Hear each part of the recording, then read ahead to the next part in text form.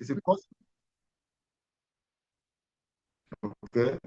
So for the environment, environmental policy tends to focus on problems arising from human impact on the environment, which is having a negative impact on the human values, on human values. So you see, there are lots of consequential activities that create negative impacts on the ecosystem and that affects human population. So it is always appropriate to make environmental policies so as to address these impacts, the activities that result in this kind of impacts on the human population. So that is what environmental policy. So environmental policies are targeted towards um, providing guidelines, providing protection to the use of environmental resources, so that the impacts that arise from those utilization efforts do not overwhelm human population. That is the essence of environmental policy. So environmental policies are measures implemented by governments or organizations to address the impacts of human activities on the environment, aiming to prevent or reduce harmful effects, just like I said. So these policies often focus on issues like pollution control, waste management, habitat protection, and resource conservation with the goal of creating a more sustainable future for both humans and ecosystems. So you see the way we utilize resources from transportation,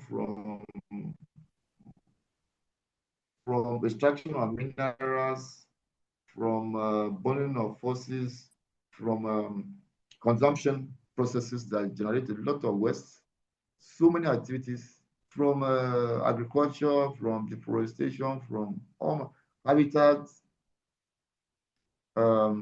habitats improvement activities like housing programs, and other infrastructure. All of these results um, in habitat alteration, in ecosystem alteration, and these have consequential effects on the environment. So more often than not, policies are made to checkmate overutilization or the bad behavior, the irresponsible treatment or exploitation activities of a human population on environmental resources. So because there are very effective, there are supply side mitigation measures, policies, just like laws, there are or legislation, there are supply side uh, measures that are very effective. If we set a policy and then the policy is pursued to the letter, then you are more assured that there will be results rather than say demand side for people to choose. People don't choose good things most of the time, especially things that have to do with resource utilization. So the supply side is more effective. The supply side of policies of mitigation, government is interested in policy, just providing for safety and protection through environmental resources. So the essence of policies is environmental policies is to protect the misuse of resources, environmental resources.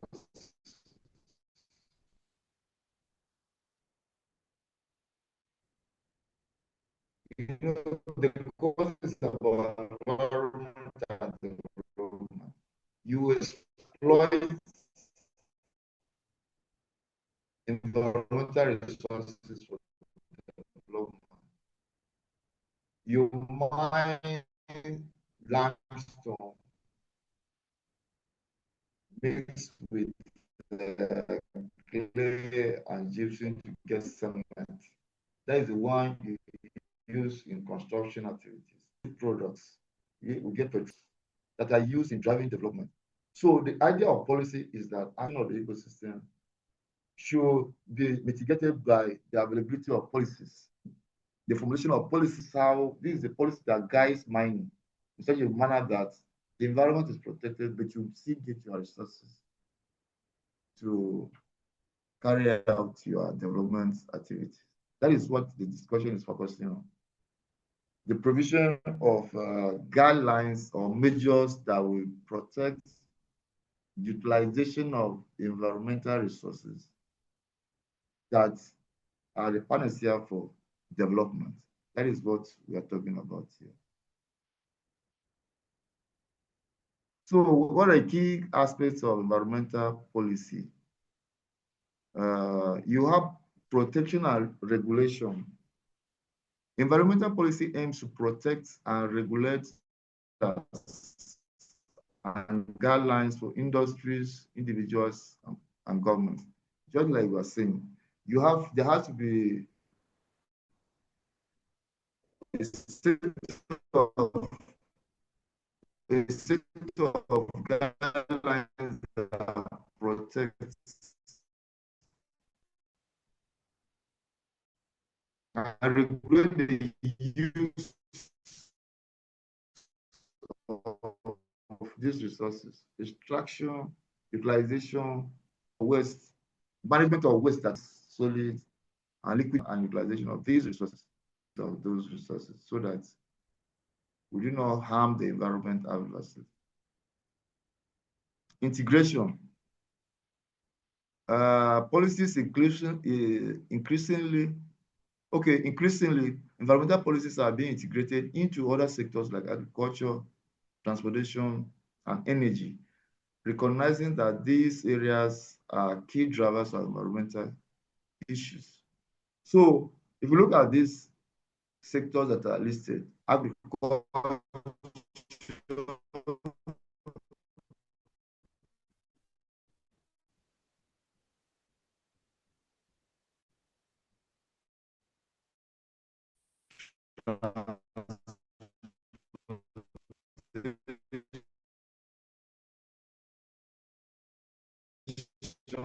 energy, that you have issues of agriculture. Look at the amount of forest, look at the amount of vegetation that is removed or destroyed, either by chemicals or by the use of machines, knockdown machines, the use of tractors, and so on and so forth. A lot of resource exploitation takes place, and and then followed by degradation. You have erosion, you have flooding, runoff, siltation, death of streams, all manner of environmental degradation takes place in agricultural sector. The same with transportation. You have emission of forces, unborn forces, which pollute the atmosphere, both from automobiles, from the use of aircrafts, from the use of ships, and so on and so forth. Then energy. This is the burn of all, from the mining, from the extraction of fossils down to utilization, application in all sectors, transportation of crude fossil material from one location to the other, and so on and so forth. So there's a lot of carbon footprints associated with these sectors and much more. So recognizing that these areas are key drivers, so we are now saying that we have to recognize these areas as key areas to target in policy, environmental policy.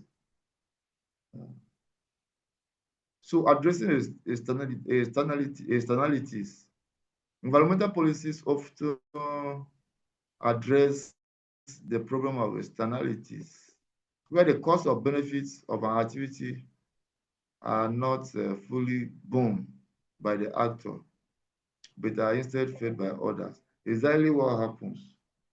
Exactly what happens. The cost or benefit of an activity are not fully borne by the actor. People that are vested in, say, crude oil exploitation, they're not the ones that bear so much of the cost of environmental degradation. It is the community, the host communities. Even the benefits, they are not, they, they don't benefit. If you go to some of these, what about mining sites? The host communities do not benefit. In most cases, they are chased away. And then the degradation is right in their neighborhood. So it is an issue for policy, for regulation. The exploitation or extraction of resources is an issue that needs policy to guide utilization. Because see, the communities do not benefit from the costs and the benefits of the activities in most cases. In fact, the environmental damage done to the community, to those areas, is much more than what even anybody can contemplate for any beneficial engagement. Sustainable development. The ultimate goal of environmental policy is to support sustainable development. Yes, because if we do not regulate, then there will be damage beyond controllable limits. So there is need to regulate to protect the resources, environmental resources, so that you can continue to have them both for the mid-term and then future generations. So another key aspect is that there are global and local. Environmental policies exist at both the international and national levels, with international treaties and agreements addressing issues specific to a country's context. Yes, environmental issues are not localized. So to address, to mitigate, to properly and consciously address environmental issues, there has to be concerted effort, both at the global and the local levels. Because no matter how nicely a country is environmentally compliant, once the neighbor, you are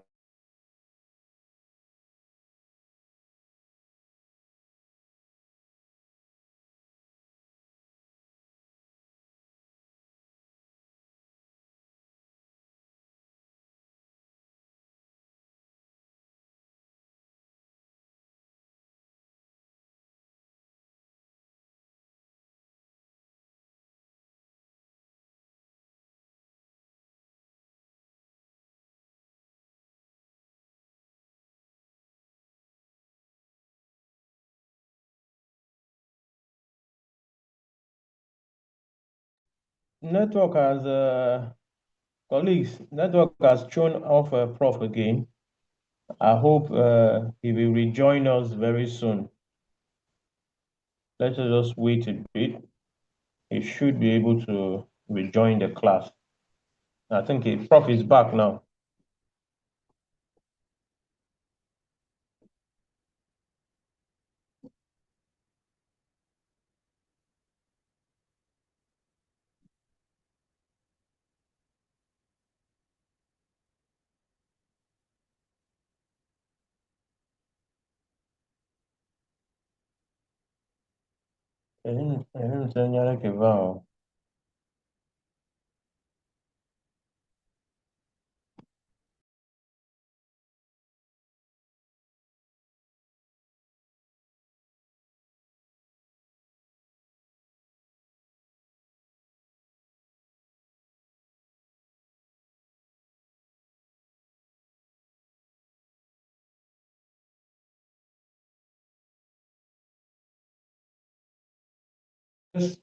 Prof is trying to manage his audio.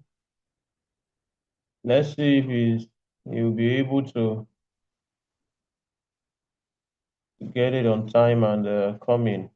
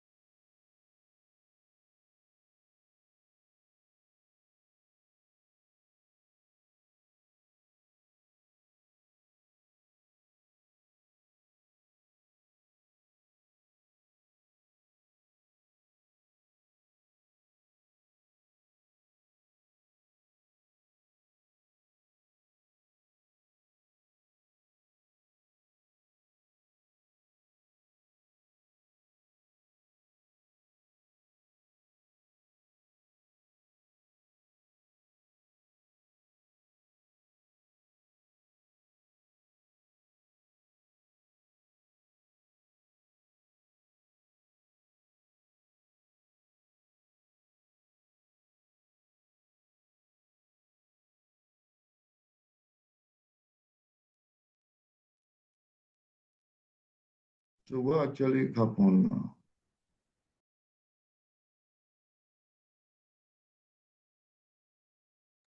Prof, we can hear you.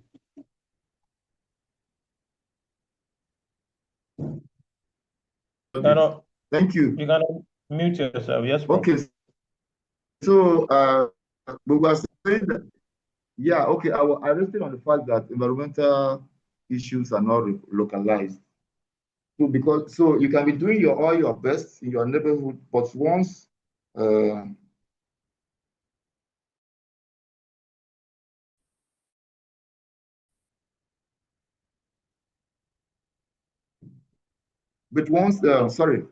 once your neighbor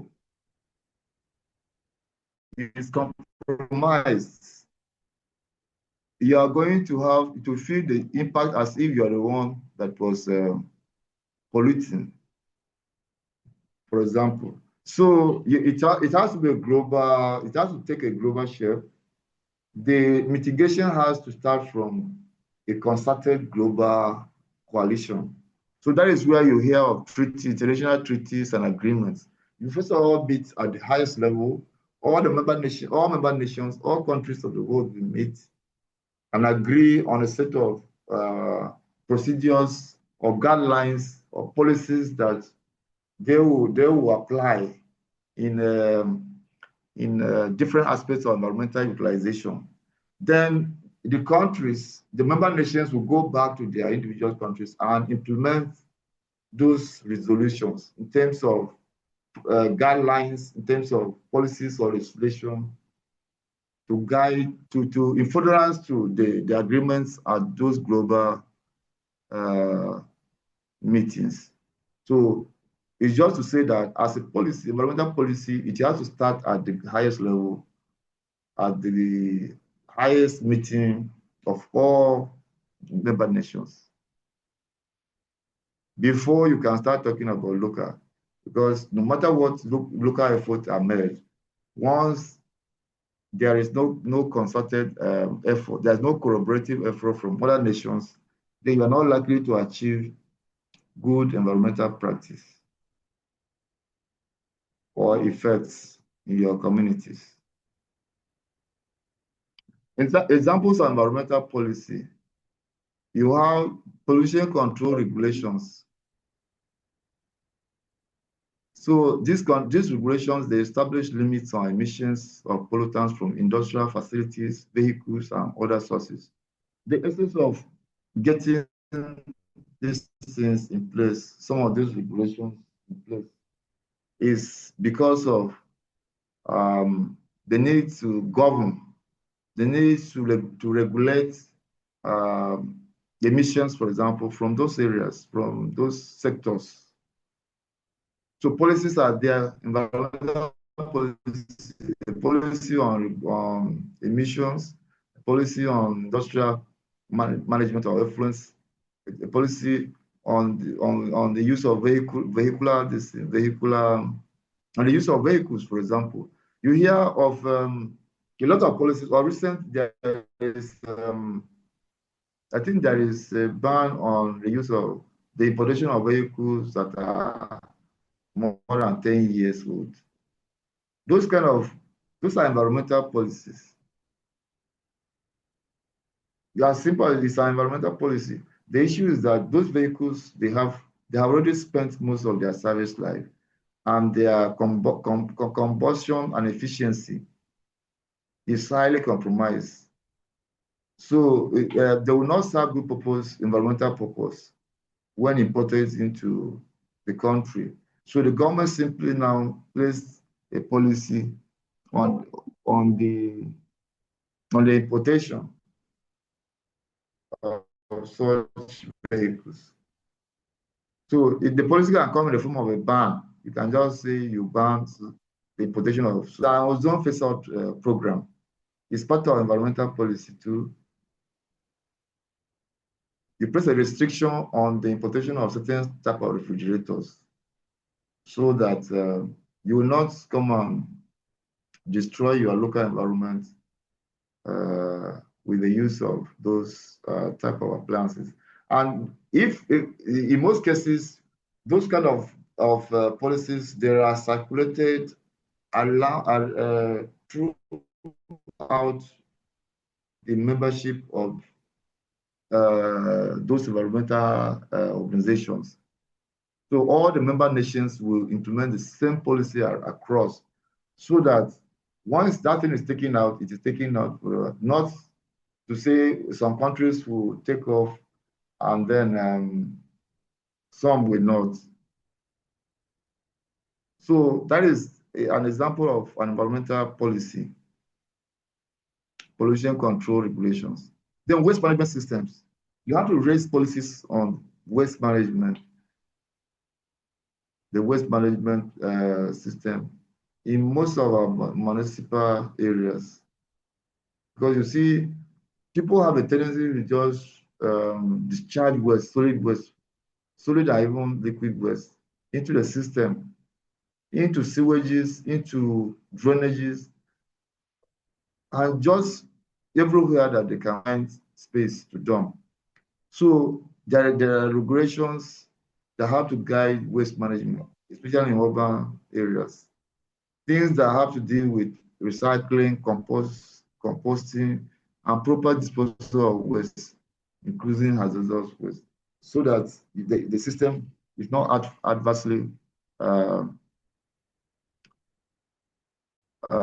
impacted by the dumping of waste, indiscriminate dumping of waste. You have for habitat protection. There is the establishment of protected areas like parks, national parks, and wildlife sanctuaries, and regulation of activities that can harm ecosystems.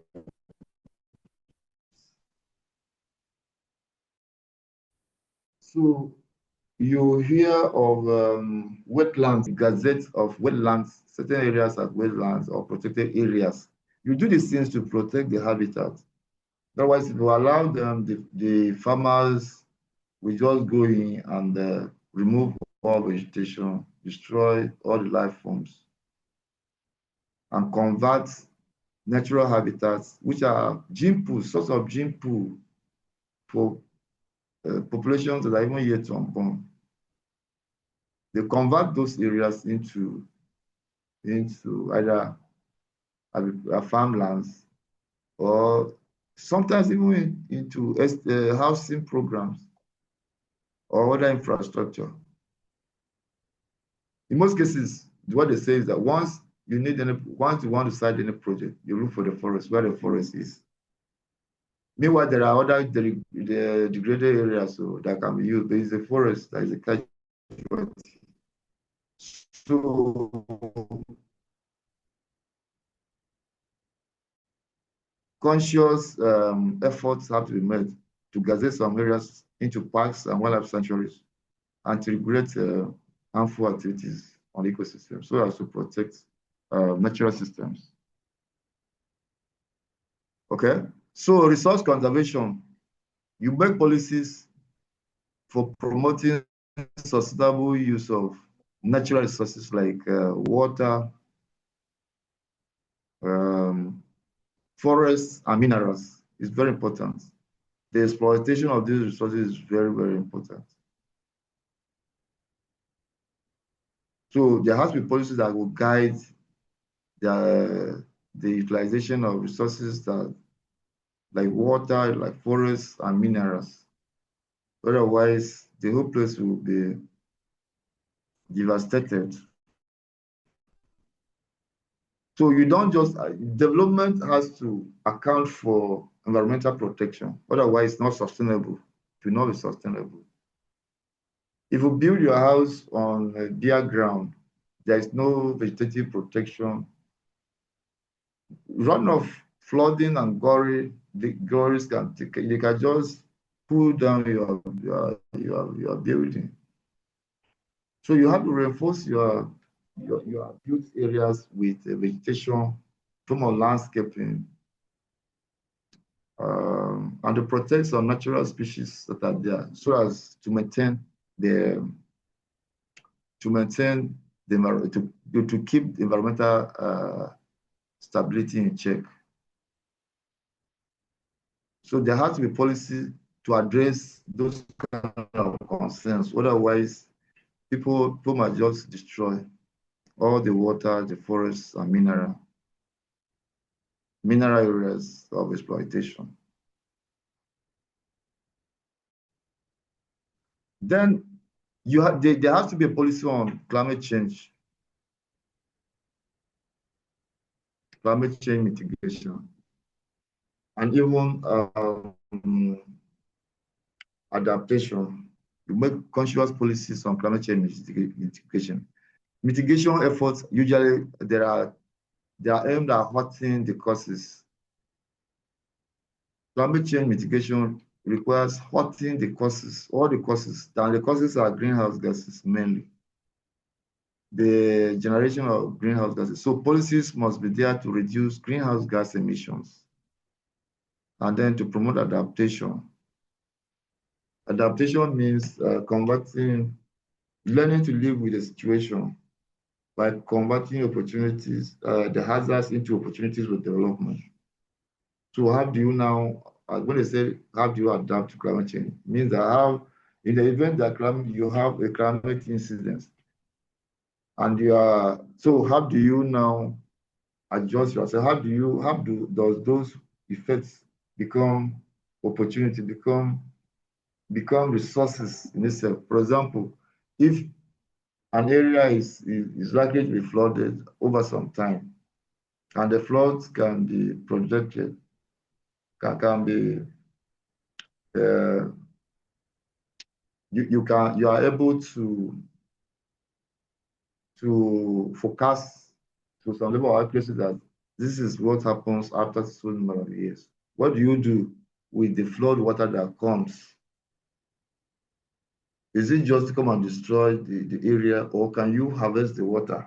So you can use it for agriculture, you can use it to supply water needs of some communities by creating either dikes, or you dam the water, or you channelize the water, or you even dam. Those kind of opportunities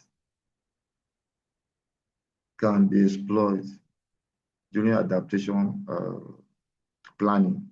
So mitigation is to reduce the costs, so there can be a conscious effort, and you can reduce greenhouse gases by, say, you introduce the policy on use of renewable energy resources, so that there will be less of fossil consumption for automobiles, for example, or the use of solar energy or hydro energy for grids, or for other industrial applications. So it has to be very conscious effort by way of policy. So you hear policies, most government functionaries, government institutions talking about policy that they are able to achieve the promulgation or the establishment of a particular policy, the development of a policy on particular end use activities. in the Ministry of Agriculture, they're always talking about policy. The new Ministry of Livestock Development, they are talking about policy on ranching, policy on livestock domestication, and so on and so forth. You have policies in almost every federal ministry of government. You have policy to guide digitalization. And those kind of policies are supposed to integrate environmental components, because as you exploit, as you do your ranching, it should be such a way that you don't create erosion, you don't create gullies, you don't destroy streams, you don't paddle the soil, and you don't remove all vegetation in those areas because of that. So you integrate and then you protect the resources in all policy issues. What are the challenges in environmental policy? There's a big challenge of balancing environmental and economic interests. That is always the problem. That's the biggest problem with environment. People don't take environmental threats as reasonable, especially when it has to deal with economic interests. And that is exactly what the President of America has done. They look at climate change, the Paris Agreement. What happened with the Paris Agreement? Reducing temperature, reducing mineral exploitation, to reduce temperature increase by 1 degree. All the activities that will lead to increase in temperature, to increase in crude oil exploitation, energy issues. He looked at them as having to do with having to counteract with his economic interests. So he has pulled out completely from the Paris Agreement. It's not party to the Paris Agreement. How will you tell US not to use coal? How would they, if they switch over from coal, what would they use? If they switch over from, if they have to reduce crude oil utilization, what will be the burn of the energy industry? Are they going to fall off? Are they going? So what becomes of the jobs and so on? So to them, the economic interest, they supersede the environmental consideration. So it's always a big problem trying to balance those two. So in Nigeria now, we're talking about the just transition. That is the just transition, that is the policy that is being flouted. Just transition takes into account the fact that you need to exit from fossil fuels, but that it has to take into account, compensate immediately from the reduction in crude oil exploitation, extraction, and refining. That the energy system in Nigeria is completely centered on fossil fuel utilization. So if there is that reduction, because by 2040 or so, we're supposed to have exited 2040 or 2050. We're supposed to have exited from fossil fuel utilization, especially for automobiles, to transit to electric or other energy sources. So the just transition is saying that, okay, we can achieve all this, but then we'll look at the economic interest of the country. We don't have to break down the economy because we want environment to thrive. So the balancing act, the balancing interest is what is difficult to achieve. And it changed from the fossil economy to renewable economy.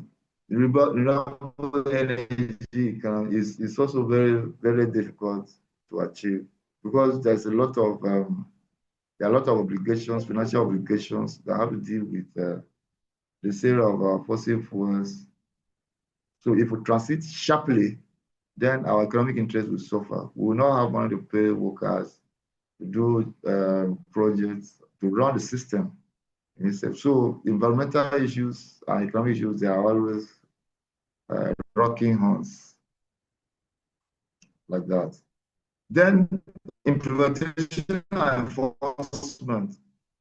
Ensuring that environmental policies are effectively implemented and enforced can be challenging, especially in countries with weak regulatory systems or limited resources. That is very, very true. In most cases, it is very difficult to enforce environmental policies. Nigeria is a case study. I don't think we are enforcing anything here. Very, very difficult because there's a weak regulatory system. There are many policies in place, but enforcement is the issue. The issue. Public support. Public is important to build consensus and address concerns about the potential costs of these policies. Yeah, part of this was explained because the policies, public support. Usually, if we have to deal with behavior, public support may not favor some of the provisions of these policies or laws. Because people that are used to just dumping waste anywhere there is space, will not be made to change behavior. If you look at the World Bank waste avoidance policy, it talks about avoidance, that you should avoid generating waste completely. That if you cannot avoid, you should reduce or by reusing and then recycling, treatment and then dumping. By the time people, you did a lot of effort to convince people to begin to adopt sustainable waste management practices, for example. They prefer to just throw and dump and move on.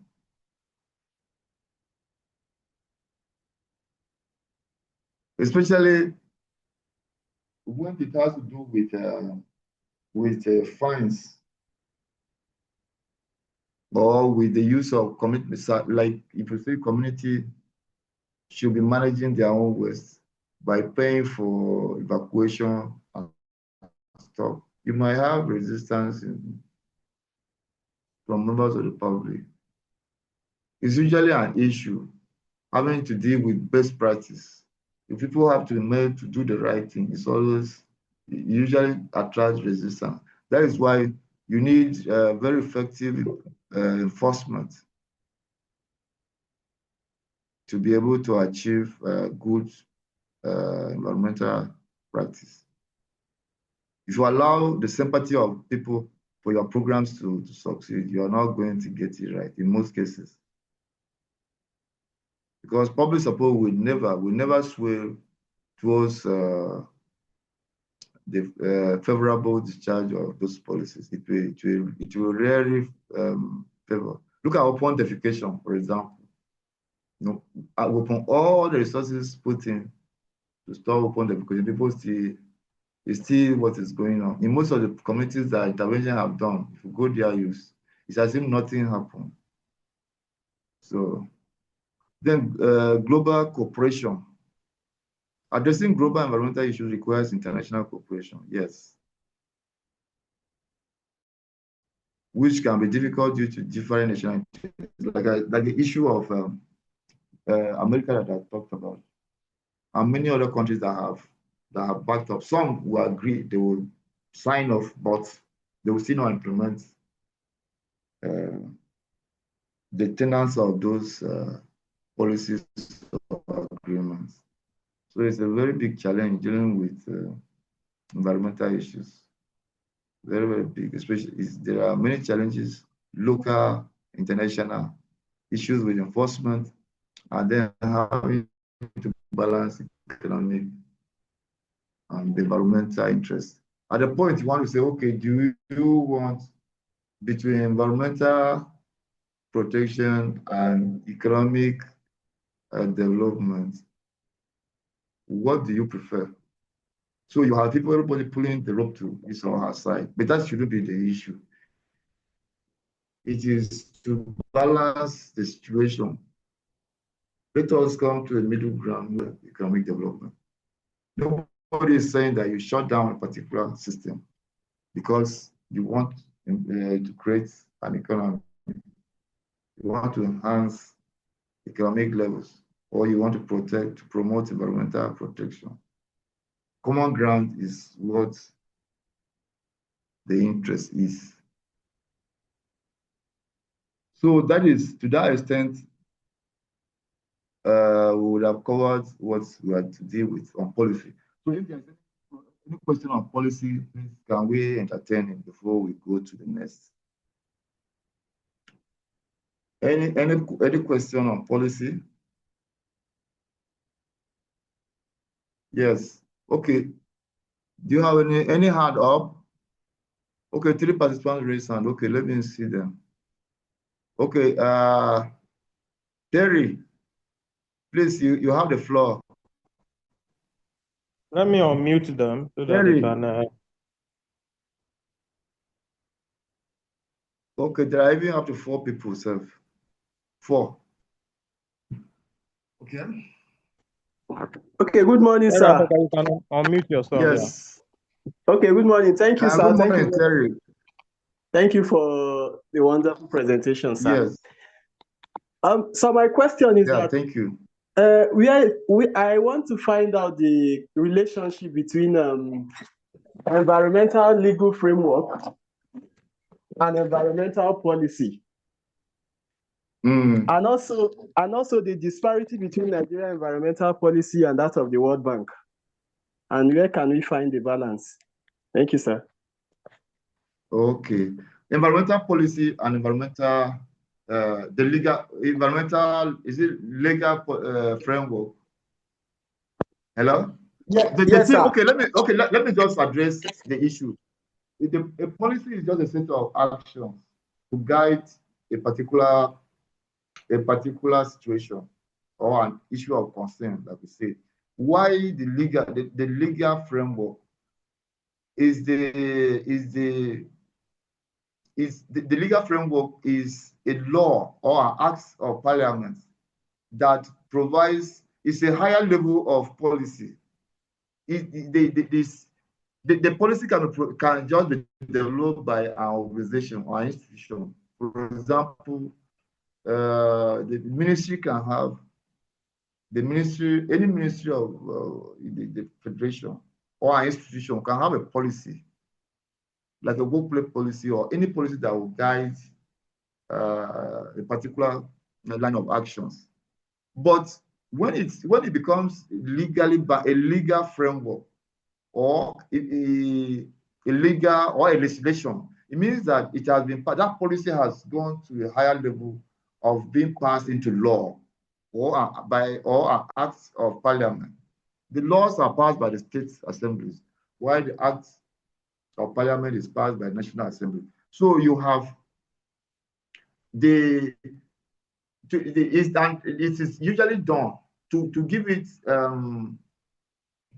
a legal authority, to give the policy a legal authority for enforcement, because fines cannot just be easily implemented if they are not backed by law or sanctions generally. So policy is to guide the action. It's the first step, but the final step is actually the law, is the legal backing for that particular action, and that one has to be promulgated by the National Assembly. The National Assembly or this thing. You see, NESRA that they operate, their operations are totally for environmental governance, which is what we are going into. But they are backed by law to do that. So you cannot question their operations. Unlike ordinary policy, if if the Ministry of Environment had just done a policy on these things, it will be very loose. So policies are not as strong as laws, but at the international level, you cannot go and promulgate it. There's no avenue to promulgate a law at the international level on some of these things. So at that level, you can only make a policy. Those agreements, those declarations, you can just stop at the level of policy, okay? A global policy that has been made on this. A Paris Agreement, something convention, Rotterdam Convention, and the rest of them. Those are international policies, international conventions. There are conventions, but there are policies. Okay, so at that level, you're not going to promulgate a law, but when you come in country and you want seriousness in those particular areas, you make a law. You make an act of parliament that will have binding effects on the people. It will create the structures and the process for operation and so on and so forth. That is the main difference. The legal framework has superiority.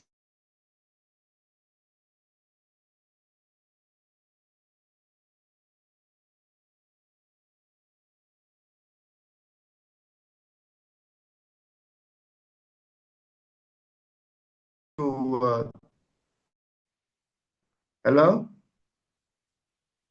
Yeah, we can hear you. Your network. Yes, I don't know whether you are okay with that. Otherwise, somebody else can make a contribution. You're not okay. Or even you, if you want to ask people to contribute, you can go ahead.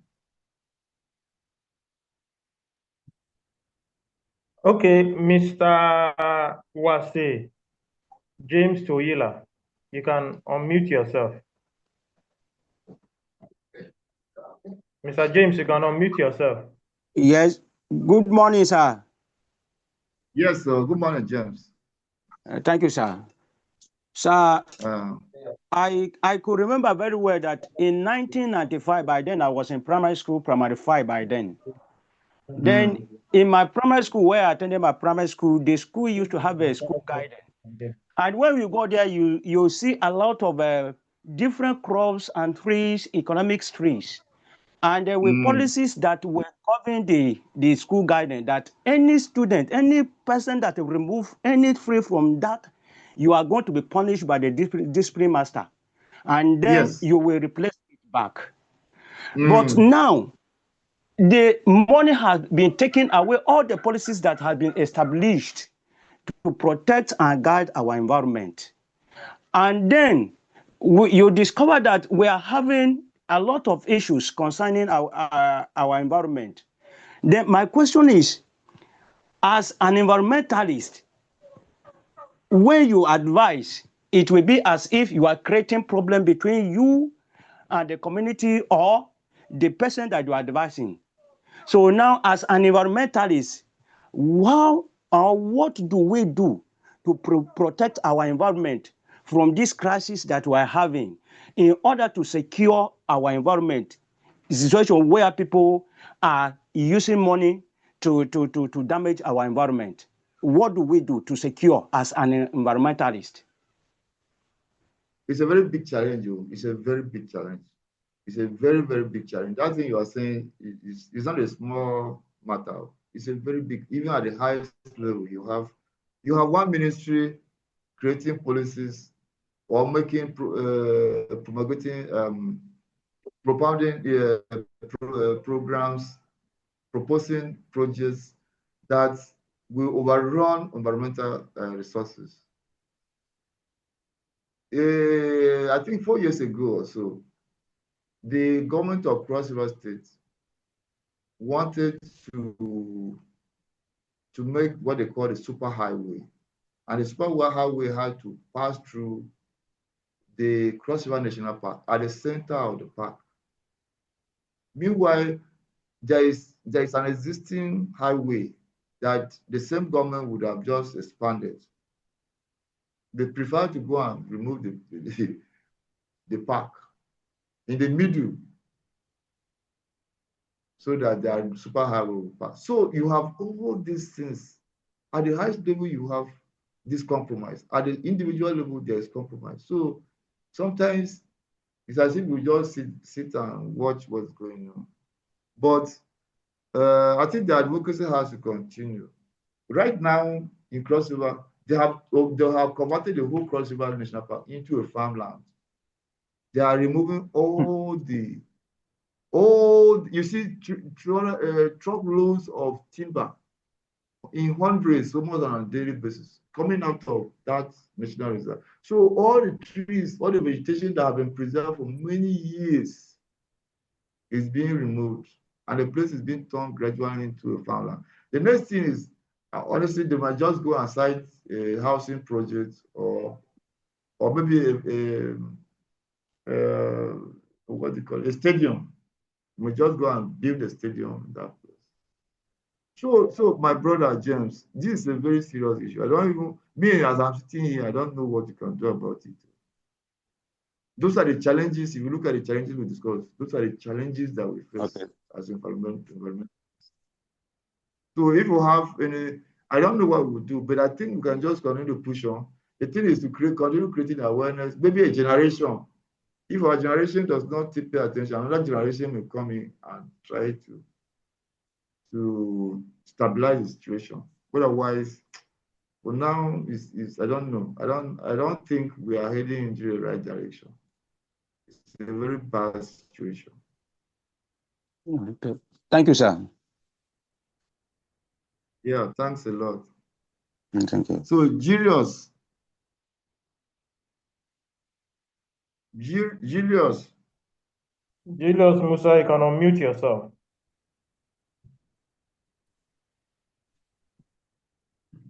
All right, thank you very much. Good morning, Prof. Good morning, dear colleagues. Good morning. Good morning. Oh, can you hear me? Yes, we can hear you. Me, I can hear you, Julius. I can hear you. Good morning, Prof. Yeah, my question is on the challenges in environmental policy. Yes. Hello? Yeah, I'm hearing you. Hello, can you hear me? You can continue. Hello? Okay, sir. My question is on the challenges in environmental policy. One of them there is balancing environmental and economic interest, right? Yes. Now, yes. You said something in your teaching, Prof. You said that we cannot just stop economic interest or development because of environmental policies that are put in place, that the two have to coincide. That means we're aiming towards getting a balance between environmental and economic let's say development in a whole.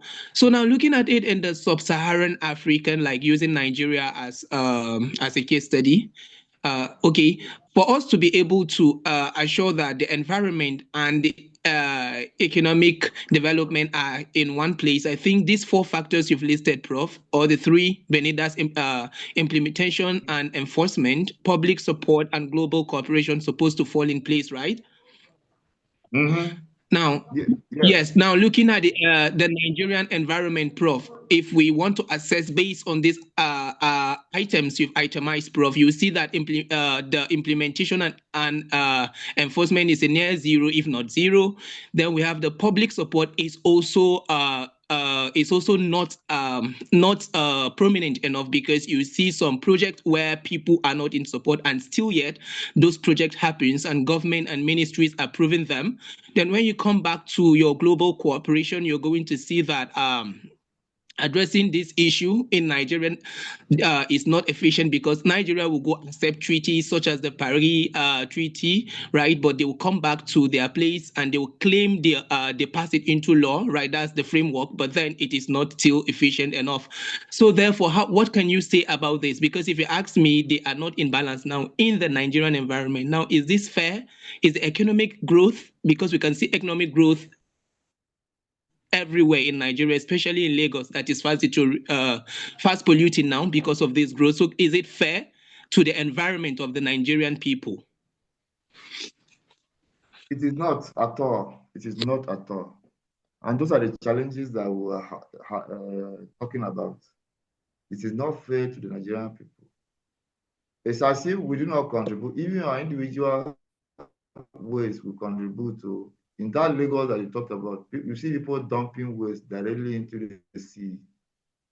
And the sea is the greatest source of livestock resources. Most of primary production takes place from the seas. The seas have large community of vegetation and, in fact, ecosystems, what we call the coral reefs. And you see direct dumping of waste into the sea. It is projected that in the next 40 years, there will be no fish in the sea because all the area, this thing would have been taken over. The habitat, the deep water habitat would have been taken over by wastes.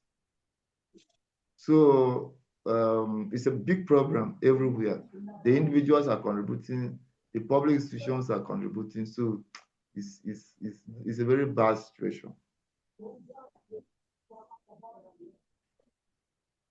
A very bad situation. And again, I don't know what we can do about it. Other than advocacy, we continue to talk about it. Hoping that one day there will be a change of heart. People may begin to reason properly with environmental protection. That's the situation. So, Dugeri, Joshua,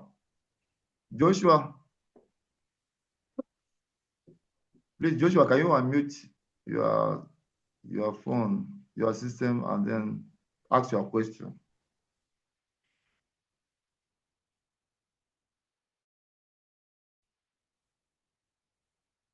Hello, Joshua.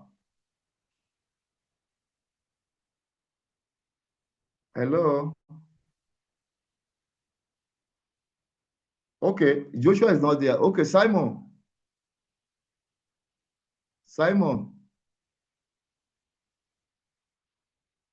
Hello. I'm not hearing anybody again. Simon.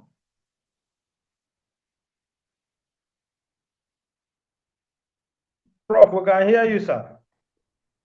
So I'm calling on Dugeri now. If Dugeri is up, if he's ready with his question. Dugeri, you can unmute yourself.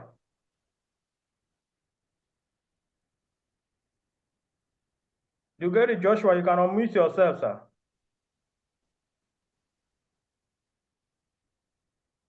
Okay, Dugeri is not there. Simon, you can unmute yourself.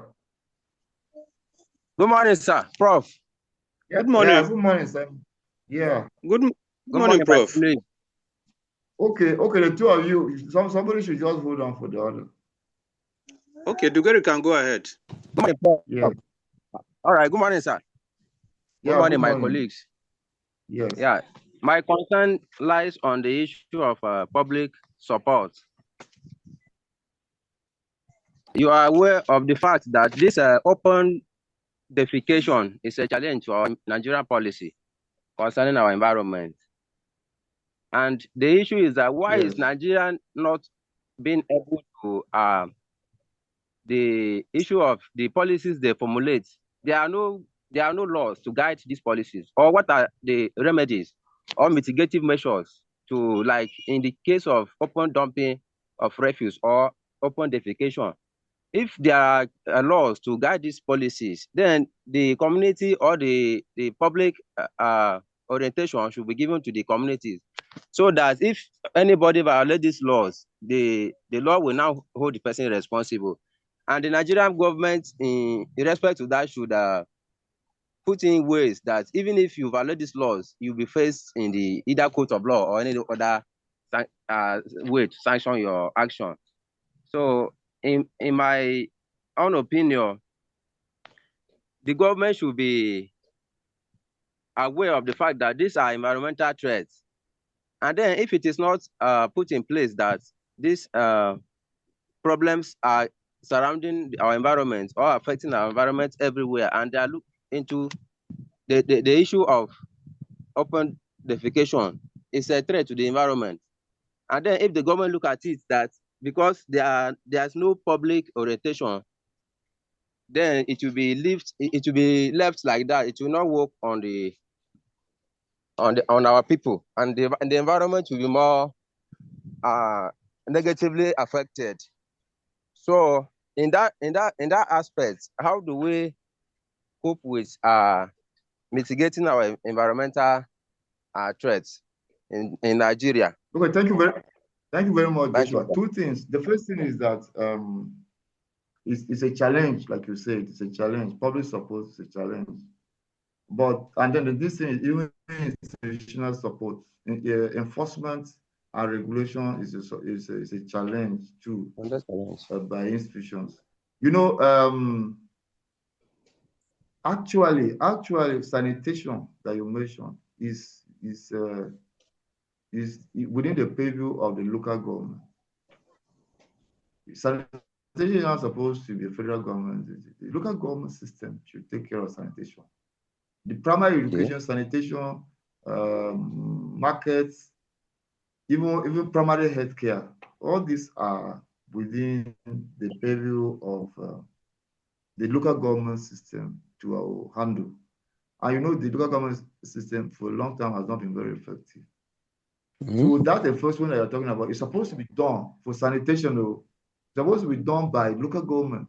Local government used to have sanitary officers in those days that would move from community to community, enforcing this thing, sanitation regulation or rules.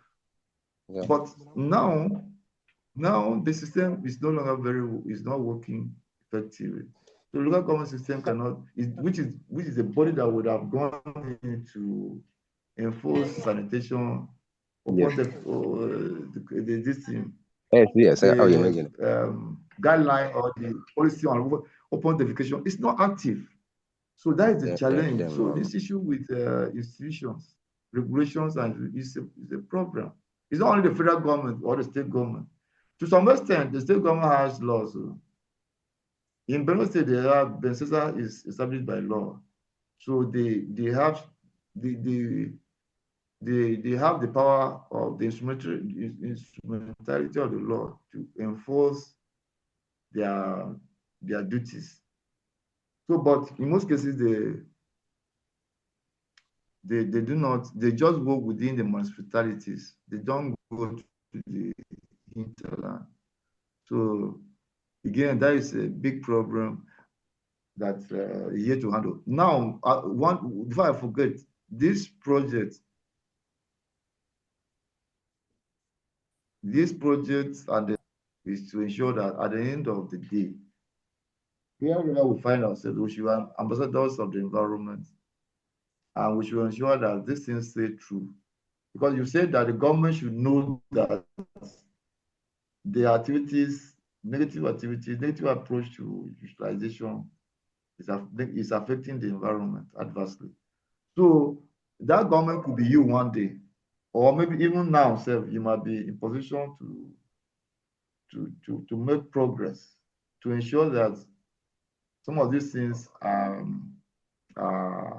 implemented. So in your smallest way possible, anywhere you find space, try to implement what are the things that we are taught, you are being taught. It should not just be a certificate.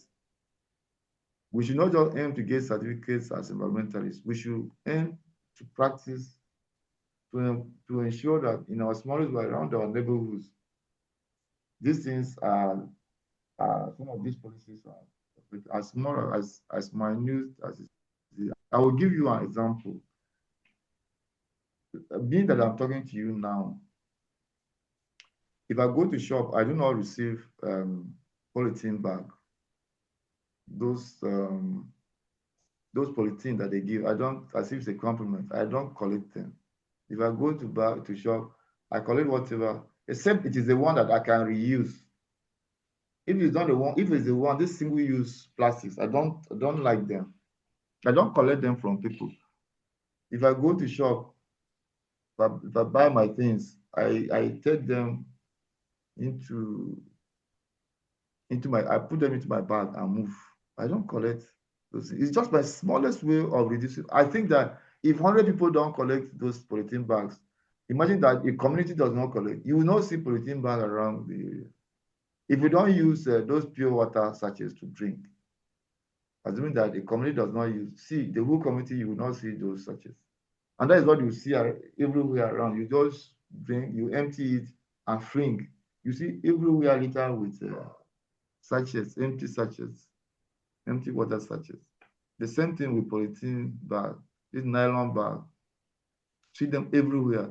The moment you collect and come to your house, when you discharge your waste, you just fling outside of your house. So as small as it is, let us keep doing this thing. Let us start and be showing example to people, not to wait for the bigger picture that government has to do. Because we are also contributing to the degradation. The government is us that are government. So I want to say that let us not wait till we get the certificate before we become environmentalists. We are already environmentalists with this training and with the exposure that we have. So we can begin to act now in small ways, and that will make a big difference in people's lives. So the next one is from Tena. So Simon was already on. Okay, Simon. Okay, yeah, it was between yes. and Simon. Okay, Simon. Sorry, go ahead. Yes, Prof. Good morning. And my humble class rep. Yes. I wouldn't have been asking go ahead to ask again because Prof has already told us how much of a challenge to take care of these environmental problems. However, it pains our minds or my mind when I see some of these things not going the way it should be. For example, you told us that policies on environment are not supposed to have started at local level. They start at the global level where they will make agreements and treaty, and then it step down to at the local level for implementation. But you can see that after all the policies are being made at the global level, some of these countries, Nigeria is one of example, you will not see the policy being implemented. Then at the global level, are there no mechanisms to check to see that what we have agreed here, countries are not obeying it? That is one. There are no mechanism to check that. Then the other one is the issue of World Bank. There are some of these projects that World Bank is sponsoring them in Nigeria. But you discover that even the environmental impact assessment, they will do it on paper, give it to them, they will approve, and then release funds for those things to be done. And all the environmental impacts are not being taken care of. Has World Bank not developed any mechanism to check to see that this project that they are sponsoring, what they have given them is just on paper? Recently, USA designated Nigeria as a country of particular concern. Can't they have some of these things that if a country is not following the environmental impact assessment, they should be excluded from their sponsorship? Is there no mechanism to check? Hello, Prof. Hello. Hello.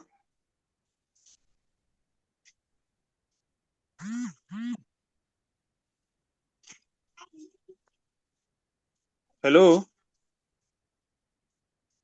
We can hear you, sir. Okay, and I think I've landed. I was concerned that at the global level, policies are made and particular countries are not following them. Are there no mechanisms to check? Network kick Prof out. Okay. But I don't know who wants to help to answer that question. Who wants to help? Or raise your hand up so that you can answer Simon. What can be done to check violators of policies, environmental policies, those that violate those policies? What can be done?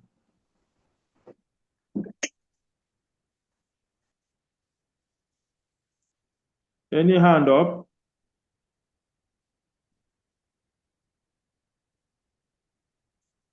To help answer the question.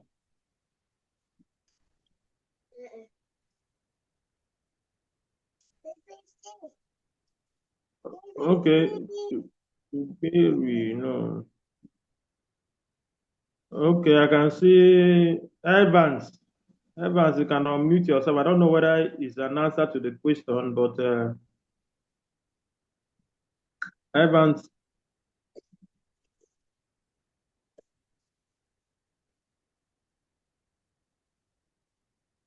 you can unmute yourself, sir. Okay. Because Good morning. Yeah, good morning, colleagues. I think his question should be more like, let's have a discussion around it, because like in my state, there are so many World Bank projects. But it's, to me, the way it's being handled or approached is more like it becomes like a cash cow for the politicians, because you see them, the appointment of staffs or people that will be involved in the project is strictly by who you know, not based on, sometimes most of the projects is not based on expertise or so. So it's more like who will head the program, how are they going to benefit from it? Instead of the project to be properly done, at the end of the day, you only see those people that are coordinating and are appointed into the projects, living large at the expense of the project. So it should be more like a conversation that we should have as a class, and then maybe if you can have at the end of the discussion, if you can have like a way forward on how to approach it. That's my take. Hello? yes, I can hear you, sir. Yeah. I think, Coach Rep, I Dr. think, Okay, you think someone was saying something? yes, Simon. I like he rightly pointed out. These are some of the things we see. It's as if the government itself we want to find a way to get money from World Bank. Coming to do what is real on ground is nobody cares about what is going to happen. And so I think if there's a collaboration within that, there will be whistleblowers, people who could report directly to World Bank that, look, this money you are releasing for this project, this is what is going on. Please, can you have a way to come and check and see these things? And if World Bank would take actions, it may be sanctioning some of the state or the countries or the violators of these policies. In a way, some will take corrections for next time. Or if they are denied access again for some of these World Bank projects because of their unseriousness or their way of finding way to just get money and go away, they may stop. All I right, think thank you. There are a lot of hands up here now. Dr. Kufri. Dr. Kufri, you can unmute yourself. I think your hand came up when the question came up. Yes. Yes, thank you, my very distinguished colleague, Classroom and the prof. Yeah, this issue is a very serious matter. That is why we're having a lot of questions. For me, I think we should leverage professional bodies, like us, in Akwa State, I was the chairman of Nigerian Environmental Society. I know we were able to influence a lot of things. We have influence over the government because, trust me, we have a lot of environmental laws, very fantastic laws, but the implementation is always the problem. Because most of the times, the government, the politician, the political class, they're looking at how they can cash out, and most of the investment are owned by them. So they want to use their political influence, to play down a lot of things. Like I mentioned the other day, even as a state government, most of their projects, they don't carry out environmental impact assessment. But if an individual wants to implement a project, that's when you see Ministry of Environment coming to, emphasize that EIA should be done. So what we did was to, use the strength of the environmental body, like the Nigerian Environmental Society. As an environmental body, we are independent body, and the federal government had made us a watchdog over the environment. So as such, we talk, we go for independent inspection, we held a press conference on those issues, we go online, we write petition to the government, we copy all the relevant agencies. So by the time you do that, you see the government will sit up because they cannot really influence. But another thing is that if only the leadership of the professional body is not under the employment of the government, if you have somebody who change the organization who is under the employment of the government, that person will always, refuse to act because that person may be maltreated or victimized at work. So, but for us here, each time we want to elect leadership, like me, I'm in private sector, we pick people in the private sector who can speak up, who can do anything, in order to bring the government to what they're supposed to do. So it has really worked for us here. Of recent, but last week we went for an inspection in the company, and we went as a professional body.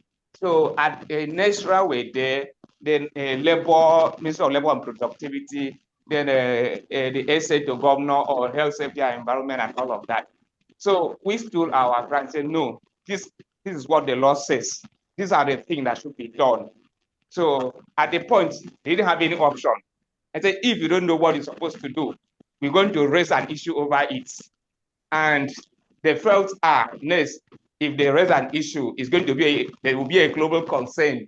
It's going to paint the state in a negative way. They say, okay, can we have a meeting? Don't worry, we can do it. How do you want us to address it? Then we sat down, look at modalities on how to handle those things. We have very good environmental laws, but we have problem of implementation. Then advocacy is also very important.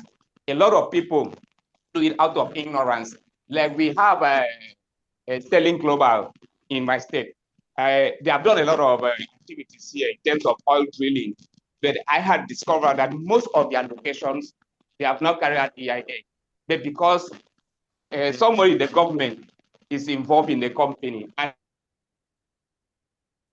they believe they can just do it and walk away. So by the time we now drag the Nigerian Environmental Society into it, we now tell them what the law says. We now advocate, talk to the community, educate the community. The community stood by us. At the point, government had to set up a committee, bring people from the government, bring people from the professional bodies, and now set up a committee to look at the modalities. They stop them from doing their work. Let them go back. If there is a default, they should pay penalties. Then they now look at what they should do the right thing. But most times, the communities are ignorant of it. Even individuals, they do a lot of things out of ignorance. So we as professionals, we need some level of advocacy, educating people in different fora. Then leverage also, we should come together as professionals to have a formidable force. And if we do that, we're able to change a lot of things.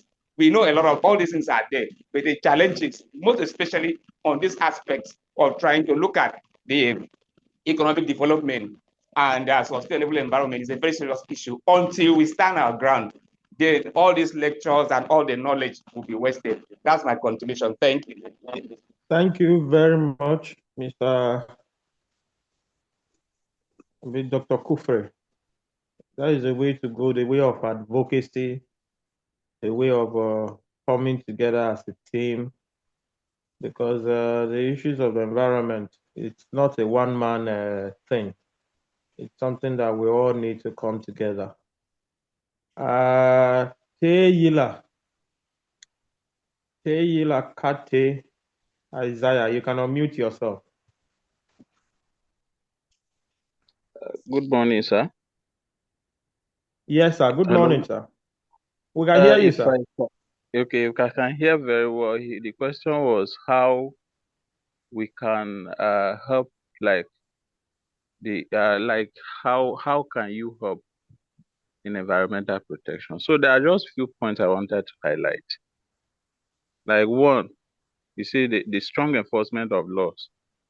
So like laws like punishing offenders, apply clear penalties, fine, or better a shutdown of industries that violate environmental laws. Also, like if the use of technologies like drones, remote sensing, and to monitor, like let's say deforestation, pollution in industries, regular checks of industries that don't have effluent treatment plants. So if committees are set to monitor those industries properly, it will be good. Also, let's say the same way we monitor and shut down industries, there should be like a kind of reinforcement or reinforcement or to industries that complies to those rules, rewards of to communities that follow us environmental practices that obeys those rules. There should be rewards to those companies that comply. Together, these measures will help reduce reduce violation and promote sustainable environmental management. Thank you, sir. Thank you very much. Technology, very important. Use of AI, remote sensors, very Yes. important. But, from the beginning of the lecturer told us that, look, how can we balance, economic activities, viability with, protecting the environment? So imagine that you shut down a whole company because of environmental violations or infringements. What happens to the livelihoods of, let's say, 100 staff of that particular company, So as we have this conversation, we need to have it at the back of our minds that there is need for a balance, where there is a balance between the economy and, the environment. And from all our conversation, it behoves on us. I remember as a thief man from Benue, there is what the thief people used to call BM. It was such that the thief man will locate a particular forest area, and for many years, nobody will go into that forest to hunt, at most maybe fish firewood. But after maybe 2-3 years, the whole community will gather there, go into that place and hunt. Everybody will hunt. And in Benue State, I know we have somebody that is called Hingabiem. And I know he must have been given birth to during that period of BM. What am I saying? We need to develop our own local ways of protecting the environment. We'll not continually wait for the World Bank. The World Bank has its own aims and objectives anytime they enter a community. The monies they are giving for projects, they are not free money. There are agreements, federal government go with them and all of that. Most of those monies are not grants, they are loans that they give to the government. There are agreements they go into, there are rare earth metals they pick, there are fuels they pick, and there are a number of global companies that make up even the World Bank or countries. So they come here, actually, it is more for profit. It is over time that they have observed that, look, let us also, as we are looking for profit as World Bank is not a charity organization. Those that make up the World Bank, they are in there for profit. It is over time that they are said to, let us also look at the environment. Our activities across the world, across the globe, as we give countries loans and, sometimes grants for projects, the environment is degraded, there are infringements on the environment. Let us also look at environmental protection. And I think that is why we are part of these lectures. So thank you very much for all the contributions. I don't know whether Prof is back into the class.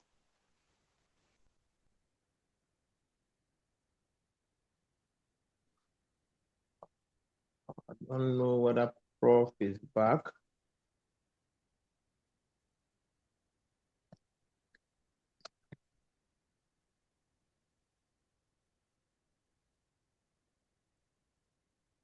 Just give me a second. Let me check whether Prof is back so that we can add him to. He was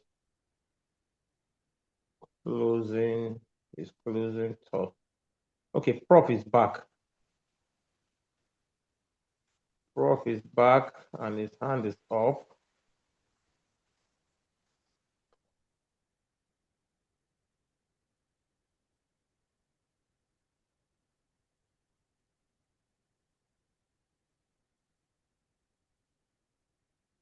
Okay, thank you very much. I was becoming nervous that you people will close. No, Because sir. my this thing just went off. My two networks, my and Glow just went off. But I have recovered it now. I have recovered What my else, sir? this. While you were away, we were having conversations with Yes, ourselves. and I was very happy to hear that you people were.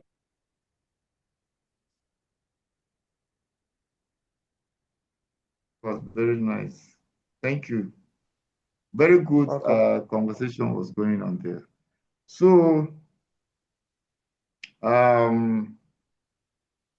let me share the document again. Do we continue from where we stopped, or do we continue from here? Do we go to governance, because the next thing is environmental governance? Yes, Do we sir. start Yes, with sir. governance? Okay, all right. So thank you. All right. So we did discuss environmental policy. We'll look at environmental governance. Environmental governance encompasses the various processes, structures, and networks involved in managing and controlling the environment and its resources, including governments, businesses, and civil society. So the various processes that are involved.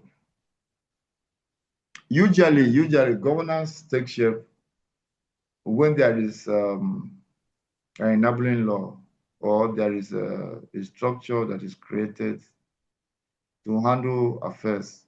So it is the governance institution that will make the policies. It's the governance institution, it's the governance structure that makes the policies. So this is where the actual thing starts. The governance starts, the environmental protection starts with governance. So the structure will now make the policy, and then they will implement the policy. So environmental governance aims to achieve sustainable development by ensuring that human activities meet current needs without compromising the environment's ability to meet future needs. And this involves creating rules, laws, policies, and institutional frameworks to shape the behavior of actors in resource use. So get it clear, the environmental governance is the putting in place of the system of structures, institutional frameworks that can now promulgate or develop policies, develop rules, laws, and then regulations that will guide environmental practice. So I want us to be very clear about the difference between governance and policy.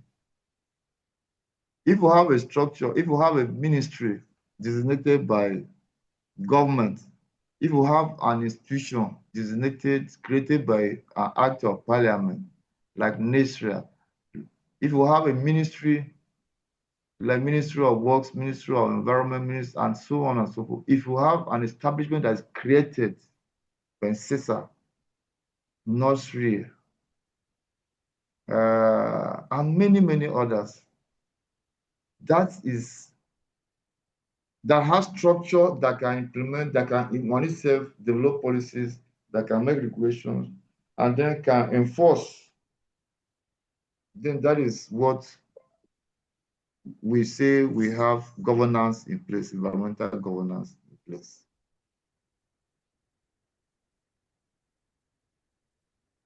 What are the key aspects of environmental governance? Decision-making processes. This includes the mechanisms by which decisions are made regarding environmental issues, such as environmental regulations, policies, and resource allocation. The actors and institutions. Environmental governance involves a diverse range of actors, including governments, businesses, non-governmental organizations, and civil society. Okay, so there are a lot of civil society organizations that are their own is thematic in environment. Some are into health, some are into civil protection, and stuff like that. All of them, their mandate, their core purpose of existence is to ensure or to support activities that relate to environmental protection.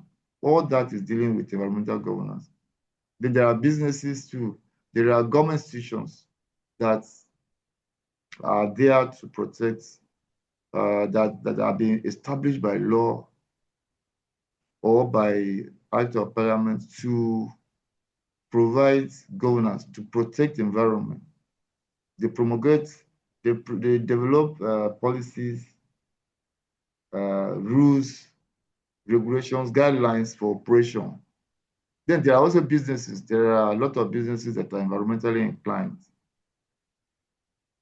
There are limited liability companies that provide environmental services. All these relate to environmental governance. Those are the actors. The rules and regulations, these can include laws, policies, standards, and guidelines that govern the use of natural resources and protect the environment. Nigeria has a lot of regulations. Then they have regulations.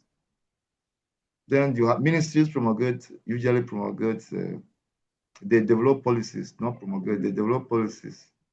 Then the laws are promulgated by the houses of assembly to protect environmental resources. Standards are also developed. Standards could be part of the laws, or they can be developed by agencies of government to protect environmental resources.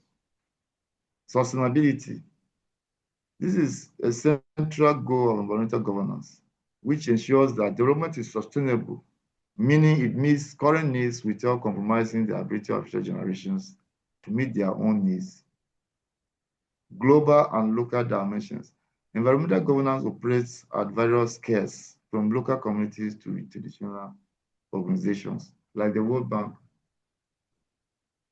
like United Nations Environmental Program, like the United Nations Framework Convention on Climate Change.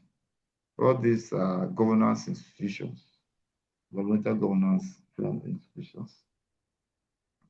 Examples of environmental governance. You have environmental regulations.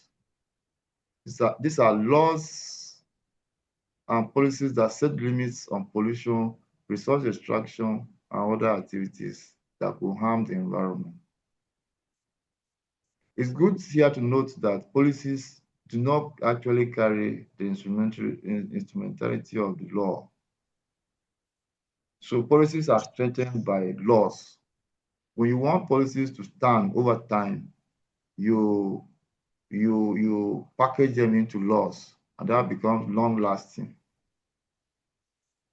Another key example of environmental governance is protected areas.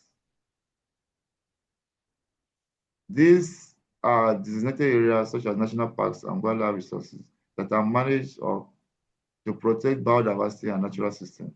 So you have all of these national parks and wildlife resources. They are established by law. It's an act of parliament that guides the structure. They have their leadership, they have their mandates and stuff like that. Then resource management plans. These are plans that outline how to use natural resources sustainably, such as water or forests. International agreements. These are agreements between countries to address global environmental issues such as climate change or biodiversity loss. So these international agreements, especially the bodies that manage this thing, like the United Nations Framework Convention on Climate Change, it's a body that is formed by about 193 countries of the world to manage global environmental issues. So they are the ones that are responsible for getting the science to research into current environmental issues and then bring out results that are discussed at the table with the member nations. They're the ones that govern. They look at trends, emerging trends with about science or with the economy and other related factors governing or influencing environmental issues all over the world. So there's a central hub that do the desk work about research, about findings, getting findings, getting approaches that can be discussed and can be implemented among the member nations. So annually they tune out what you call agreements.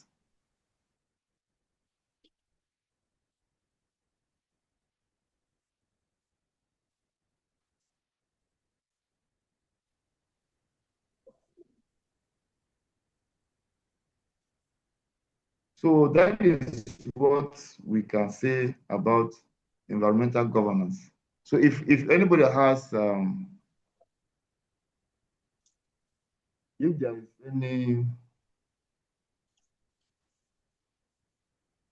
there is any question on environmental governance, can somebody just raise his hand to address?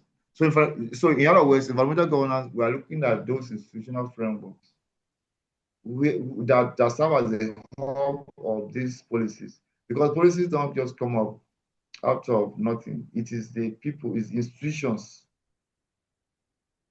There are several civil society organizations that they looked at the level of degradation and decided to come up with programs that will assist government, assist the public in protecting the environment. That is part of governance. There are institutions of government that are formed particularly to monitor and to protect environmental resources, the common good of all. That is environmental governance. Then even the laws that are made to support institutions that have the mandate to protect environment is also part of environmental governance. In other words, the governance is the act of protecting the environment using the instrumentality of policies or agreements or guidelines, as the case might be, so that we know the clear distinction between policies and guidance. Of course, if there could be no governance without policies, because if the institution is made, then they will need the instruments of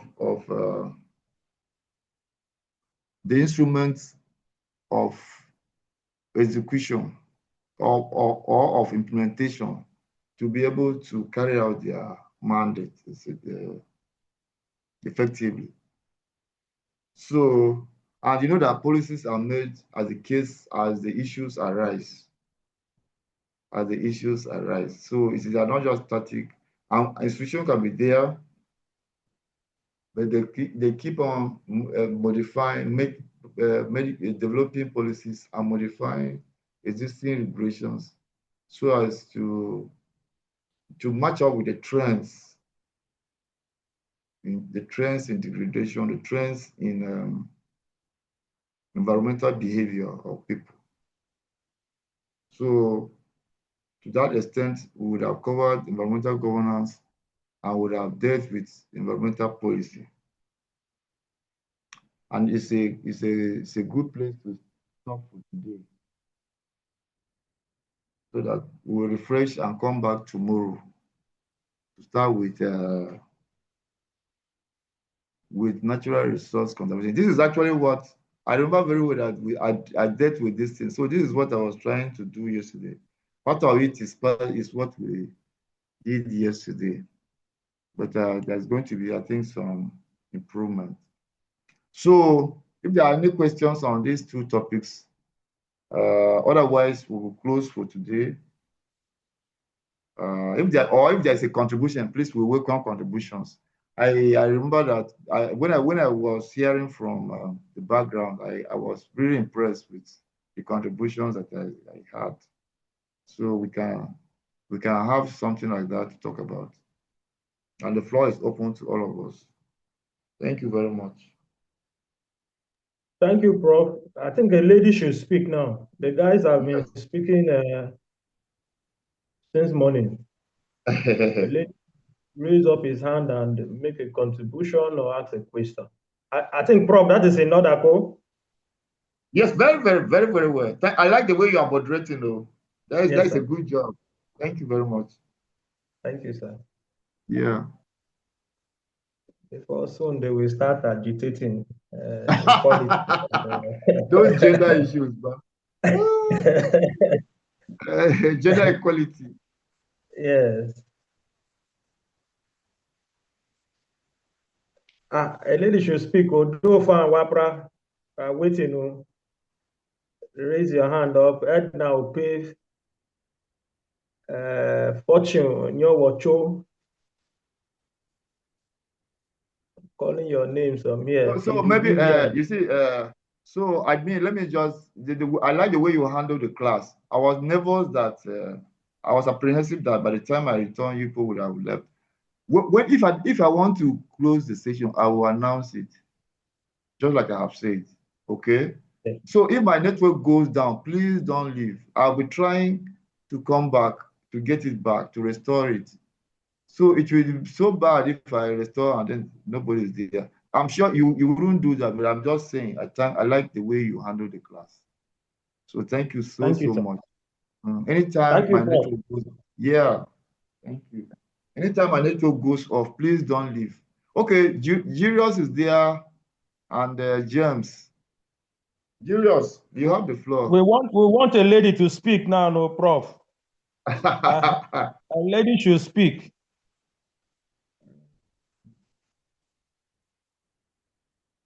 In the absence of a lady now, let's just, because time is running out. Julius, you have the floor. You can unmute, sir. All right, thank you very much, Prof. and class rep, for the opportunity. Since a lady is not speaking, let me make my contribution. Very well. So my contribution, Prof, is basically to one of the classmates that asked a question. I know we've been answering at that point, but then we are so many and we could not be able to, to get before you come in. So my contribution to his question, because understanding his question, he asked specifically that what is the tool that the World Bank and other international investors into projects like in countries like Nigeria, what is the tool they are using to monitor all these problems that is happening in the country, if I'm not mistaken? So a lot of our contributions were centered towards what is actually the problem rather than the tool.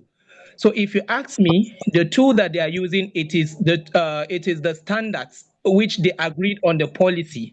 So that's why it is very hard for them to penetrate what is it called now, framework in national level, such as the Nigerian frameworks for environmental protection, because they are using what is the standard that was put forward by, for example, International Panel for Climate Change, as regard maybe what is it, the required threshold of atmospheric flaring that should be done. And if they take a report on such broader perspective, I don't think they are going to get proper information as regard what is happening down the national levels. So therefore, the answers that were given by some of our mates were very, very vital. Like, for example, to ensure effective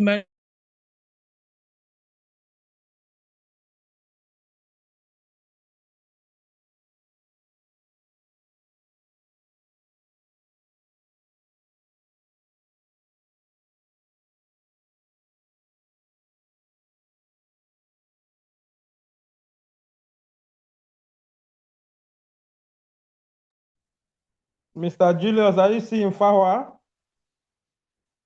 Mr. Julius is no longer in Fawa.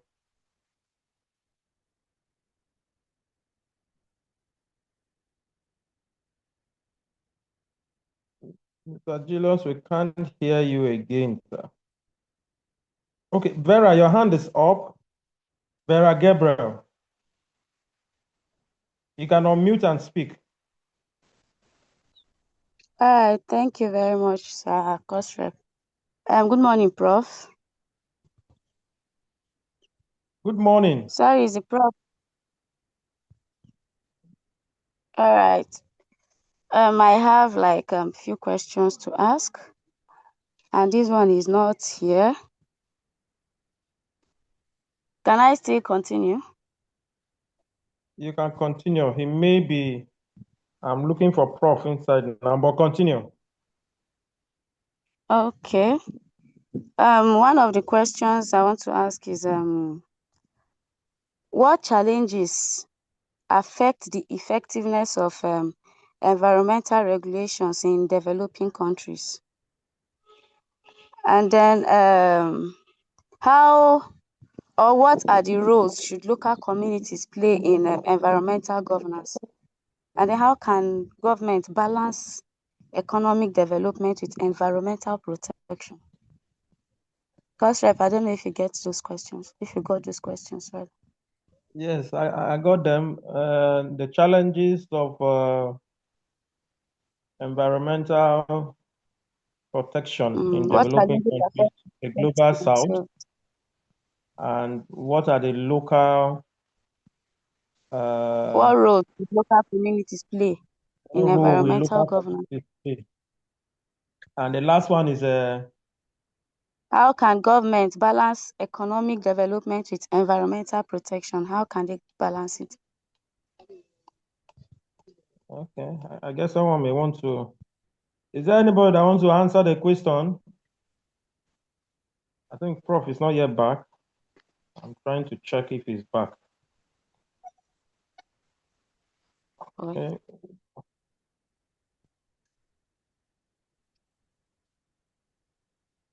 Who wants to answer? Agba Stephen, you are not saying anything.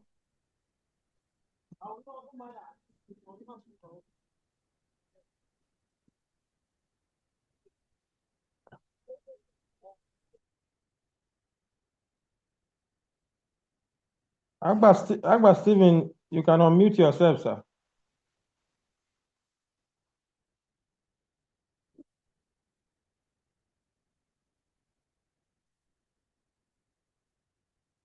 Anyone want to answer the question? Okay.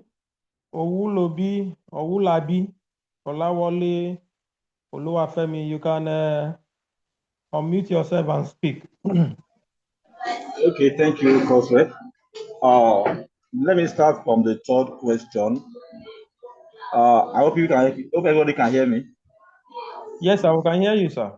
Okay, thank you very much. Yeah, in respect to how to balance the economical policy and the environment, I think the best thing is when we start this lecture, we look at some of the risks that are treated, that I will categorize the economic development, maybe the high risks, the moderate. I think the best thing to look at is that what is going to be the impact of the development to the community. So the development is going to be kind of a wide, or let me say, it's going to affect larger parts of the community.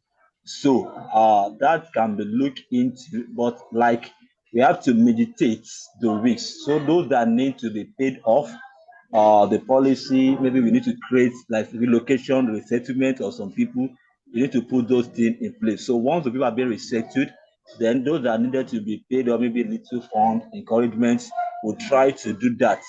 Then we have to look at what is the total number of population that the development will be, what the impact of it, what the percentage impact of it on the community as a land. Let's say, for example, we are trying to drill a borehole in a particular location, and in that kind of place, their water is not good. So I will believe that that kind of borehole will be having effect on a large population than the few people that is maybe living in that particular area. So we can easily relocate those people very effectively so that they will not have any kind of grudges, so that the community can have a better water to do. Then I think the best, another way to which the policy can be, maybe to manage the policy globally, I think the best thing that we need awareness. The community needs to be, when we maybe on this course, in the course of this, maybe our first or second lecture, I remember that the community need to be carried along. They have a say. So I believe that when we give the community to take part as the part of the management that decide the effect of it, like somebody was talking about advocacy. Sometimes I believe that ignorance contributes to some of the that some people are being left aside in the course of development of our economy or our environment that we thought. But people are not being oriented enough. They are not aware. We don't educate them, let them know that, okay, this thing, if this thing is being done this way, this is going to be the repercussion. If you do it this way, this is going to be the effect. In the next 2 years, this is going to be the outcome, 3, 4, 5 years. So we're going to have a long reach. So it's going to try to meditate the level of it. Then one more thing, somebody said, apart from the World Bank, we have other kind of people that sponsor this, that, but we have to, like you said, the CRO said the other time, we have to limit everything on the profit. We have to balance the two. Okay, for example, now we look at the ecosystem, the climate change, the ozone layers, the greenhouse, acidic rain coming down. Those kind of things does not come at once. It is gradually. Our ozone layer have been depleted gradually over this year, and because we flying our gases, the waste from our. Thank you very much. Thank you, Mr. Olabi. I think Mr. Vandichia Ikuta, your hand is up. You can unmute and speak also too, sir. Good morning, class. I just want to respond to one of the questions you asked about the challenges of environmental governance. One of the challenges, I just mentioned a few. Some of the challenges we face by environmental governance, one, government policies, where government fail to deploy professionals to manage those professional bodies. For instance, now, at the time we had in Benue State, the time we had a clergyman who was heading Bensesa, which is supposed to be a professional, I was going to handle that. So I wonder what a clergy can do in the ministry that is supposed to handle environment. Then ignorance. Many people are not concerned or they don't know much about this environmental issues. Now we are preaching open defecations and people are still doing it. We are preaching against open defecation. People are still doing it, and it goes on and it goes on like that. So advocacy should be implemented so that those who don't know all this you get to know, and so that they can change the environment. Another is corruption. Somebody will be in an office where he's supposed to do what he's supposed to do, and the fund dedicated for some project is being pocketed, being cornered into something else. It's another thing that's really affecting us. Then another thing is, hello, can you hear me? Are you with me? Yes, sir. I can hear you, sir. Okay. Another thing is policies implementations. Nigerians will have a lot of good policies that, if implemented, actually they can do good for us. We have good laws, good framework, good policies, but they are not implemented because somebody is in power. He can break the laws or anything. For instance, in Makurdi, in Benue State, if those of us are familiar with Benue State around Boko, there was a big forest around Yandi. A big part of that forest was deforested for project nobody knows, and up to now, nothing has been done. But part of it was deforested, which affect the biodiversity and natural habitat that live around the city. So these are a few things that affect some of this government, some of this environmental governance. Those that affect our society. Thank you. All right, thank you very much. Our time is up, and Prof is not yet back. But from all what we've said, it shows that we are also following what we are being taught. And some of the questions rightly said, the answers are already in what we've learned from other courses and this particular course too.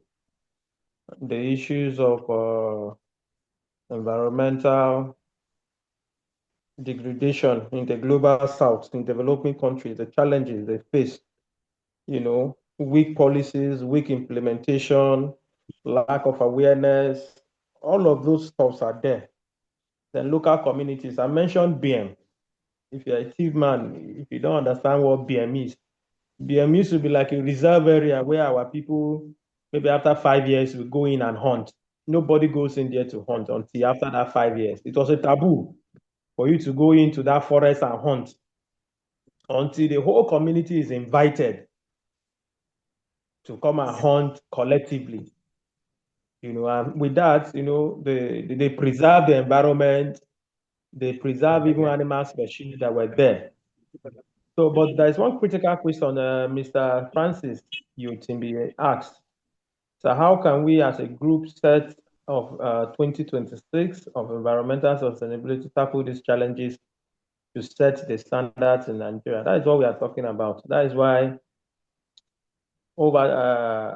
as we proceed, we'll be looking at ways and avenues where we can, as a group, become an advocacy group that will be speaking into some of these environmental issues, because our training, by virtue of our training sets us apart as professionals, not just enthusiasts. We are not just enthusiastic about the environment. Our MSc training gives us leverage to become professionals, and we can speak authoritatively. And Kufri mentioned organizations like NES. I'm a part of the NES too, here in Benue. So you can look for professional organizations like that and belong to. That is Environmental Society of Nigeria. And there are several of such environmental bodies that we can belong to, and in our own little way, begin to create awareness, do advocacy, around some of these things. And by the time we do it, one person per time, as we are shining the light in our little areas, in our little corner, before you know, the whole place will be littered. So thank you very much. I think we can call it a day now as we wait for the afternoon lecture.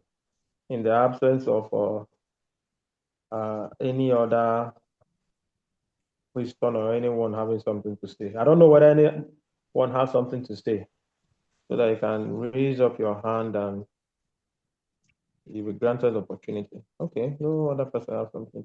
Okay. Mr. Wange, he was in Moses. You have the floor, sir. You can thank you very much. Good morning, class rep, and good morning to the whole class. Good morning, sir. Good morning. It's a wonderful lecture from the prof himself, but unfortunately, the network has taken him out. I would want to add to what some speakers have already said in a different dimension. I want to contribute a little on the challenges affecting policy implementation in the country. We know that policy implementation is key in achieving every environmental goal that we have set to achieve. It comes from the policy level before implementation and going into the field, or before even monitoring and all that. So it's very, very critical to take a look at every policy, and that policy must be right in trying to implement it. So in the implementation process, there are various factors that are affecting it. Some of these are political components. Some political components, just like some speakers have mentioned. In our country today, most politicians would have interest in some of these projects. So they will go short of any due process. They will knock out monitoring. They will knock out anything that will, jeopardize their own selfish interest. And so sometimes nepotism now comes in. They want to favor their community people or the constituency where they are representing. So because of that, they take out any other efforts that will be made in, effectively implementing such policies. We also talk about community awareness. If the community is not aware, or if the policy is somehow, it's a 50-50 situation or 60-40, and when you come to the community base, where these people have little idea or nothing about it. For example, you want to set up a plantation, a banana plantation in a community, and that involves taking their land, displacing some people, a lot of social impact on them. And by the time they discover that, oh, their ancestral land is being taken away, this will bring about, displacement and all that, they will resist. So there has to be what? Sensitization and adequate awareness to educate these, community dwellers so that they will understand that this is a win-win situation. And this is having a lot of advantages that will benefit them. Until that is done, that such policies can be implemented in such a geographical location. We also look at corruption. Corruption has eaten deep. When it comes to corruption, I'm always happy because it's corruption that brings in quackery. The last time in our environmental impact analysis, the doc talked about, corruption, the infiltration of quacks into that field. And that has eaten deep. It's been nursed or fueled by corruption. So once we take out the element of corruption, some of these policies will experience a very smooth transition. And at the end of the day, will achieve what we have set to achieve, and our environmental goals will be achieved. Thank you. Thank you very much, Mr. Wange. We'll come to the end of the class at this point. But as we can rightly observe, nobody is coming to save us. We as Africans, we as Nigerians, we are some Benue people, or any part of the country you are from, we are the ones to save our environment for ourselves and for future generations. So we can begin to organize ourselves locally to see how we can ameliorate some of the problems we are facing. And one of the slogans I've also learned is, we cannot continue to agonize, we must organize. So instead of agonizing always, this is happening, that is happening, we need to organize ourselves into a cluster, into an ecosystem of professionals that are ready to see that we protect our environment for ourselves and for generations unborn. Thank you very much. We see ourselves